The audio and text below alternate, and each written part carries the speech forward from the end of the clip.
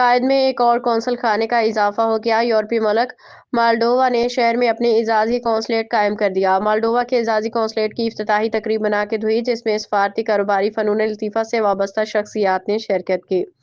کراچی میں تعینات مالڈووا کے اعزازی قونصل جنرل کاشف علی کا کہنا تھا، کراچی میں قونصلیٹ کے قیام سے پاکستان اور مالڈووا کے درمیان سیاحت، تجارت، تعلیمی روابط کو فروغ ملے گا۔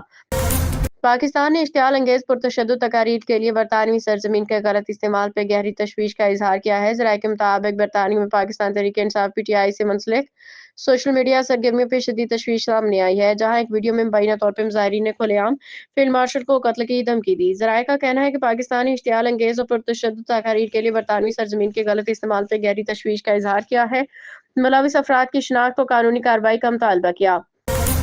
ڈاکٹر وردہ قتل کیس کے گرفتار ملزم عادل نے اعتراف جرم کر لیا۔ ملزم نے انکشاف کیا کہ ڈاکٹر وردہ کے قتل کی پلاننگ شازمان کالونی کے گھر میں ہوئی۔ جس دن قتل ہوا، اس دن ملزم شمریز نے گڑھا کھودنے کا کہا۔ فیصل نامی شخص کے ساتھ میں نے مل کے گڑھا کھودا اور لاش کو دفنایا تھا۔ عدالت نے ملزم عادل کو جوڈیشل ریمانڈ پہ جیل بھیج دیا۔ پولیس نے بتایا کہ ملزم کی نشاندہی پہ ڈاکٹر وردہ کا موبائل، ATM، گاڑی، کارڈ، فوٹو برآمد کر لیا گیا ہے۔ عالم اسلام کی پہلی خاتون وزیراعظم بینظیر بھٹو شہید کی آج 18ویں برسی منائی جا رہی ہے۔ پاکستان پیپلز پارٹی کی ملک بھر میں بڑے پیمانے پہ یادگاری تقریبات کا اعلان کیا ہے۔